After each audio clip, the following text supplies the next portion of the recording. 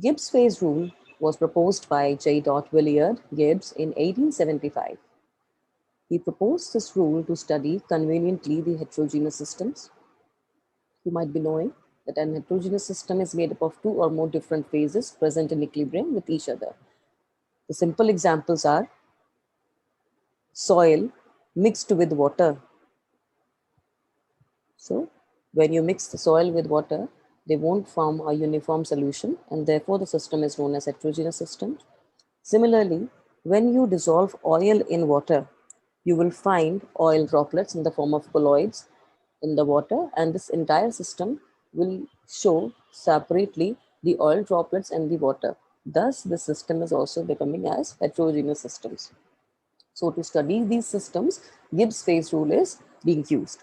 Now, the Gibbs phase rule can be defined as that in a heterogeneous system in equilibrium, the number of degrees of freedom plus the number of phases is equal to the number of components plus 2. The mathematical equation is shown below, that is F is equal to C minus P plus 2. Now we will understand what these terms denote. F is equal to degree of freedom. It is also known as variance. Capital C is component. Capital P is number of phases. And the numerator plus 2, that is the additional variables of temperature and pressure besides the concentration variables. So what does the meaning of degree of freedom, what is the meaning of component, phase, and this degrees of variations, we'll understand in the coming time. Now, first is phase. So phase can be defined as the physically distinct, homogeneous, and mechanically separable parts of a heterogeneous system. Okay. For example, we'll take again the examples of soil mixed with water. When you see the soil is mixed with water, you can separate soil from water, right? You will use a filter paper, you'll pour the entire matter into it, you'll get the filtrate as water, and the filtered thing which will be lying on the filter paper will be soil. So you are able to separate the part of this system physically. Therefore, these parts which are separated are known as phases. So one phase will be soil and other phase will be water. There are other examples. A gaseous mixture of nitrogen, oxygen, and carbon dioxide. So there is a mixture of all these gases. You can suppose air also. Air is a mixture of all many gases. Air or the mixture of gases always constitute single phase because you cannot separate these gases physically, right? So mixture of gases is always single phase system. Second is water and alcohol and benzene and chloroform system. Water is soluble in alcohol, you must be knowing, because of hydrogen bonding. Similar is the case with benzene and chloroform. When you mix these liquids together, that is water with alcohol and benzene with chloroform, they will dissolve and you won't be able to differentiate. There will be a uniform solution formed. So this mixture of water and alcohol and benzene with chloroform will be inseparable physically, and therefore they constitute a single phase, right? Next example is water and oil constituent. We have talked about it, that when you add oil into the water, you will see oil droplets running into the water and you can separate them using the separating funnel. So there are two parts which can be separated from the system. Therefore, the system will be having two phases. Similarly, in the water system, that is ice, which is solid, liquid water, and water vapor, which is gas. They constitute a three-phase system because ice can be picked out in solid form, liquid water can be strained or filtered, and water vapor can be collected to the distillation unit. So because there are three states of matter, here we can separate them physically. Therefore, three phases will be there and the system will be known as three-phase system. The next is every solid constitutes a separate phase until a solid solution is formed. Suppose you are mixing soil with calcium carbonate. Calcium carbonate is a different solution, a different solute, and soil is a different solid. Both have different phenomena. They both have different properties. So you can separate them physically. Suppose the सबसे basic example is you can put the stones in the soil. You'll be able, both are solid. You'll be able to separate or pick the stones out of it physically, and you can separate them. So the system of solid into solid, until unless they fuse together, will be forming a separate phase. So the system of Soil with calcium carbonate will be constituting of two phase, and the soil with stones will be also constituting the two phase. How will you calculate the phase in given system? So the question comes, how will you calculate degree of freedom in a given system? Suppose they will give you a reaction, or they will give you a solution or something like that, and they will ask you to calculate the degree of freedom out of it.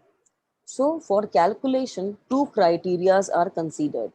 The first criteria is different states of matter comprises different phases. Basically, this is the baseline of it. When you are going to calculate the phase, first you have to see how many states of matters are present in a system. The most prominent example of this is ice, water, vapor, liquid system. So in a system of water, where you can find ice as solid, you can find liquid as water, and vapor as gas. You can separate it physically because ice is solid, that is a state of matter 1, liquid water is state of matter 2, and vapor is state of matter 3rd, that is gas. So there are 3 states of matter, and therefore you can separate it physically. So here the phases will be equal to 3. All right. So first of all, you have to see how many numbers of states of matters are present. Different states of matters are present. That will be the equal to the number of phases in that.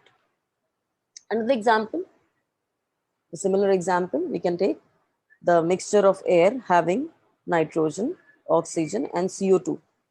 You cannot separate them, right?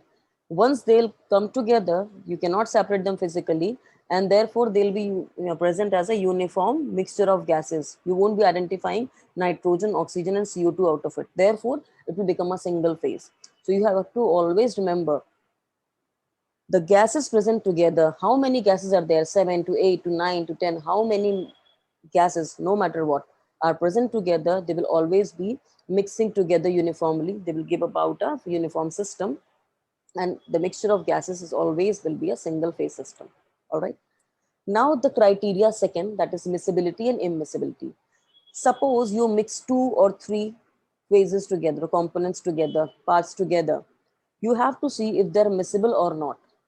So if they are miscible in nature, you cannot be separating them physically. Suppose you mix water with milk. It's a very uniform system, and it's very popular in our daily lives also. When you mix water with milk, you cannot separate it physically until unless you heat them. So here, no differentiation is there, no boundary is present in the solution between milk and the water. So these are miscible liquids. When miscible liquids will be there, they will form a uniform solution, and then the phase will only be one. So the water and alcohol system, water and milk system, chloroform and benzene system, they will always be known as single phase system because they are miscible with each other. Now coming to the immiscible phase. When two liquids or two solids which cannot mix to give uniform systems are known as immiscible system. For example, water and oil. Both are liquids, but when you will try to mix them, they'll be present separately and you can visibly check out them, right?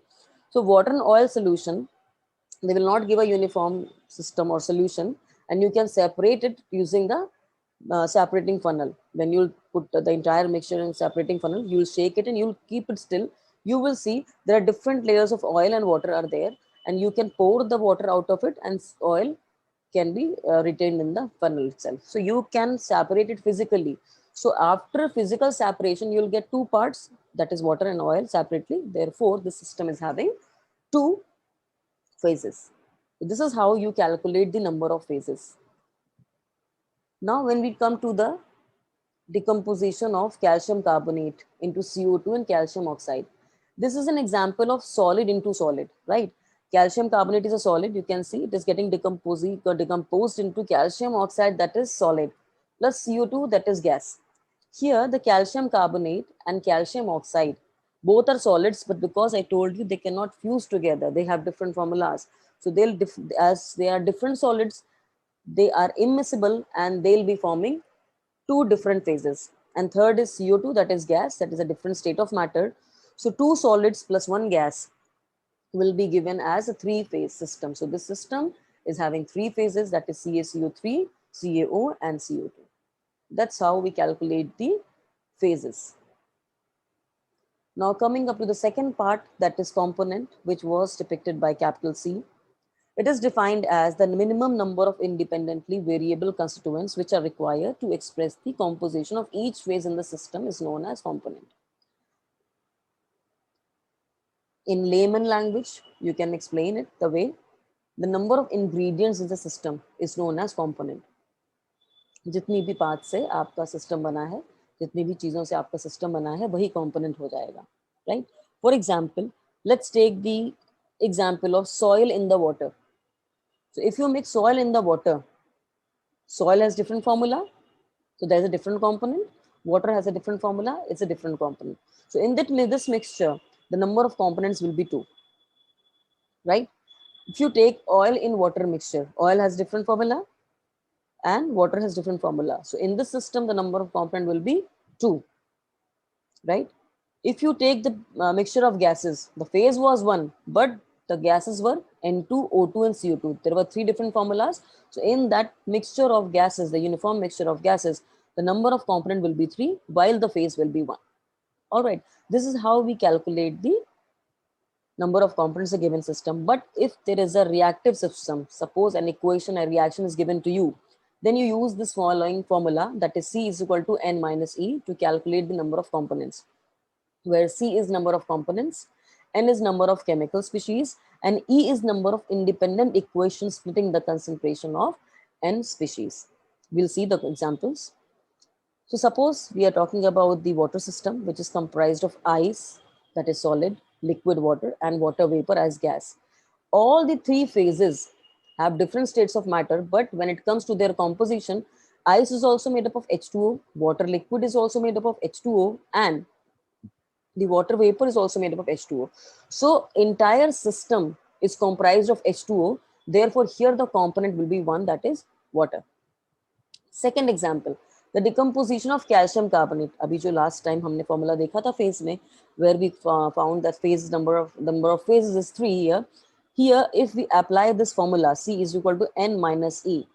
So N is number of reacting species, that is CaCO3 is 1, CaO is 2, CO2 is 3. There are 3 reactive species present, that is 3, and there is one equation. So when you subtract 3 minus 1, you'll get 2. Here, the number of components is 2. Now there is one more different example where the water of hydration comes.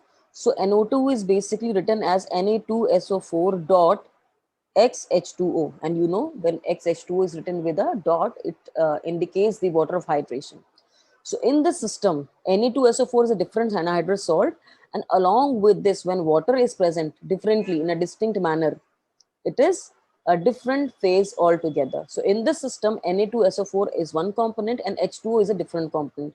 So though this hydrated salt is there, it will be having 2 components. Now the third part, that's degrees of freedom or variance. It is defined as the minimum number of variable factors such as temperature, pressure, and concentration, which should be arbitrarily fixed to define the system completely. So in layman language, when a system is controlled by temperature or pressure or concentration or by all 3 of them, the number of degree of freedom will become like that. For example, the system consisting of saturated NaCl solution is defined by mentioning temperature only. Therefore, the system is univariant. So when you dissolve NaCl into the water and a time comes when there is no more dissolution going on there, so it is known as saturated NaCl solution. Until unless you heat it, it will not dissolve further. So this system is controlled only by temperature. It is defined by temperature. So only temperature is controlling the system, is impacting this temperature system. Therefore, the system is univariant. Second, for a given sample of any gas, PV is equal to nRT, any 2 of 3 variables, that is pressure, volume, and temperature, defines the system completely. Therefore, it is bivariant. So either pressure or volume, either pressure or temperature, either volume or temperature, or volume with pressure, or either temperature with pressure or temperature with volume. Only 2 variables can define the system on the one given instance. Therefore, this system is having degree of freedom is equal to 2 or bivariant system. In the very popular system, ice, water vapor system, there is no degree of freedom because at triple point, there is only one particular temperature, one partial pressure is present, that is the room temperature and the atmospheric pressure. Therefore, no variable system of temperature, pressure, or concentration works upon it, and it's an invariant system. So, if you calculate the triple point over here, F is equal to C minus V plus 2, the component will be 1, the phase will be 3, and degree of freedom will come out to be 0.